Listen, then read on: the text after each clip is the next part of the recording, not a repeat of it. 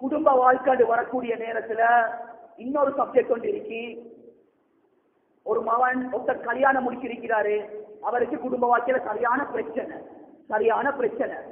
எப்படி பிரச்சனை சொன்னால், உம்மாவை சமாளிக்கிறதா கொண்டாட்டிய சமாளிக்கிறதா? குடும்ப வாழ்க்கையில முதலிடம் உம்மாக்கா மனைவிக்கா? ஷரியத் என்ன சொல்லுது? உம்மாக்கு தான் நீ முதலிடம் கொடுக்கணும்.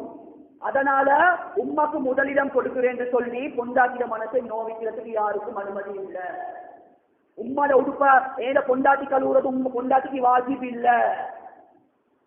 சில பேருக்கு உம்மா பாசம் கூடி என்ன செய்யறா, பொண்டாட்டிய நாயாக்குறார். அப்படி ஏழா இஸ்லாத்துல ரசூலோட ஒரு வாழ்க்கை வரலாறு இல்ல. சுப்ஹானல்லாஹ், மாமியை பாய்ச்சிக்கொண்டு மாமாவை பாய்ச்சிக்கொண்டு பொண்டாட்டி ஒத்துறதும் அல்லது பொண்டாட்டிட முன்னுக்கு மாமாவுக்கு அப்படி ஒன்றும் இல்ல. சொல்லலாம் எவ்வளவு அழகா நடந்து கொண்டாங்க. அல்லாஹு அக்பர். நபியில வாழ்க்கையை கருத்தின்னு சொன்னா சுப்ஹானல்லாஹ், எவ்வளவு சமாளி. ஒரு சிறந்த ஒரு மாமனாராக இருந்தாங்க, ஒரு சிறந்த கணவராக இருந்தாங்க. யாருக்காக பாய்ச்சி கொள்ளல.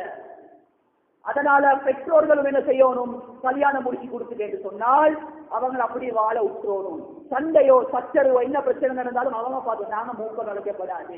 இன்னைக்கு மகளுக்கு நாங்க எப்படி படிச்சு கொடுத்துருக்கிறோன்னு சொன்னா, கல்யாணம் முடிச்சு மாமா வீட்டுக்கு அனுப்பியாச்சு.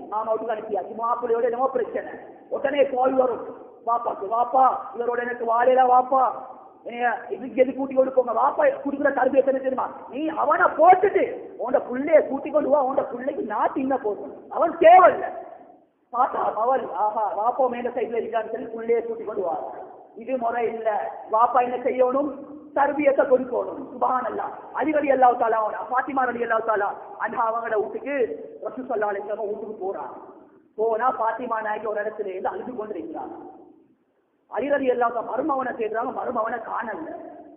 இப்ப ரசூலா நினைச்சாங்க என்னமோ நடந்திருக்கு, கசபுசா உண்டு. அப்படி இப்பவே எங்கட பாட்டையில சொல்றேன், என்னமோ பலாயம் நடந்திருக்கு, மாப்பிளையே காணல, அழுது கொண்டிருக்கிறாங்க. பாத்திமாட விஷயத்தை கேட்கிறாங்க, யார சூழல்லா கொஞ்சம் இன்னொரு வாய் தக்கம், யார சூழல்லா அவரு கோரிச்சு கொண்டு போயிட்டாரு. சுப்ஹானல்லாஹ். ஒரு மாமனார் ஒரு சிறந்த வார்த்தை இப்படிதான் இருக்கணும். என்ன தெரியுமா சொன்னாரு, பாத்திமா நீ சொர்க்கத்துடைய தலைவியா இருக்கலாம், என்னுடைய மகளா இருக்கலாம், ஆனால் உன்னோட சொர்க்கம் உன்னோட கணவன் காலே கீழால, உன்னோட கணவன் பொருத்தத்துல. அதனால தௌபா செஞ்சுக்கோன்னு சொல்லி உடனே போறாங்க மருமவனை தேடி. மருமவன் என்ன செய்யற, அலி ரலியல்லாஹு தஆலா அவங்க ஒரு மஸ்ஜித் நபவியில வாசல்ல புறத்தொட்டு நல்ல தூக்கம். எந்த அளவுக்கு தூக்கம்னு சொன்னால், மண் எல்லாம் உடம்புல பட்டிருக்கு, அவ்வளோ தூக்கம். சொல்றாங்க, அன்பாக போய் எழுப்பாட்டுறாங்க, யா அலி ரலியல்லாஹு தஆலா அன்ஹு கும் யா அபாசுரா, கும் அபாசுரா சொன்னா மண்ணின் தந்தையே எழும்புகிறார்.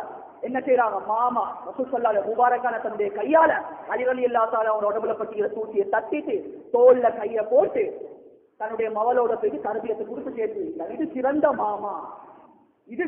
மாமா. புள்ளைய கூட்டிக்கொண்டு ஓடிவா. சுருக்கமா சொல்ல போனா தீண்டாரிகள் கூட இந்த விஷயத்துல கோட்டை விடுறாங்க. அல்லா பாரு, மனுஷங்க ரீதியில தவறுகள் தப்புகள் நடக்கிறது தான், அதை பேலன்ஸ் பண்ணி போட்டறிஞ்சிருக்கணும். உங்களோட மகள் சொபோ இல்லாம தூங்கும், அதுக்காக வேண்டி கணவனை கொஞ்சம் சூடாகும். அதை எங்களுக்கு நியாயப்படுத்தலுமா? நியாயப்படுத்தலாம். பகிர் இல்லாம ஒரு பொம்புளக்குள்ள தூங்குற தவறாது, அதை மாப்பிள்ள தட்டி கேட்கணும். அந்த பிரச்சனையை கொண்டு போய் வாப்பகிட்ட ஊதுறது இல்ல. இப்படி பல பிரச்சனைகள் உள்ளுக்குள்ளால நடந்து கொண்டிருக்கு. அதனால கண்ணியமான சோதனை கிடையாது. குடும்ப வாழ்க்கையை சமாளித்து போவோம்.